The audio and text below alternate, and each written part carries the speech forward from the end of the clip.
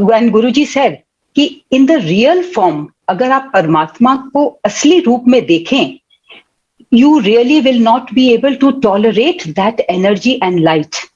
और it is so powerful.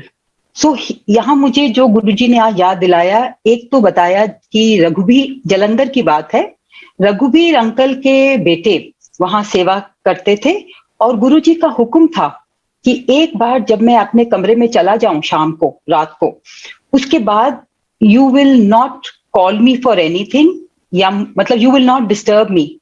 सो उन्होंने कभी कुछ पूछा नहीं और इट इज जस्ट गुरुजी का हुक्म.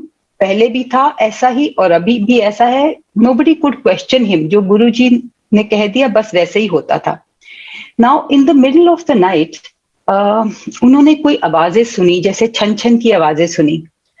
And he was, there was curiosity और थोड़ा डर भी उनको लग रहा था. तो वो मतलब वो भूल गए कि गुरुजी ने कहा है कि उसके बाद आपने बाहर नहीं आना अपने कमरे से. तो जब वो बाहर गए, संगत जी, ये मैंने रघुबीर अंकल के मुंह से सुना है और उनके बेटे के मुंह से भी सुना है, दैट उनको दर्शन हुए शिव जी और पार्वती जी के बाल रूप के.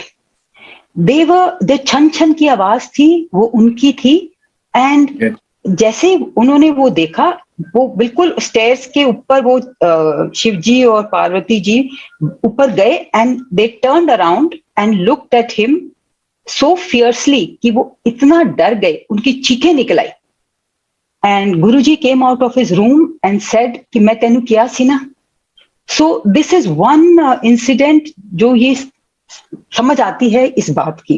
तो गुरुजी महाराज की जो डिवाइन एनर्जी है, जो ज्योत, वो लाइट है, इट इज सो स्ट्रॉन्ग कि हम उनके साक्षात दर्शन, चाहे गुरुजी शिव जी के रूप में हो, चाहे किसी और परमात्मा के रूप में हो, नॉर्मली हम उसको सहन नहीं कर पाते. जो गुरुजी यहाँ थे, आए थे चोले में जब थे, तो वो उन्होंने एक फिजिकल फॉर्म जो लिया था, गुरु का रूप जो लेके हमारे पास आए थे, he made it possible for us to tolerate that energy.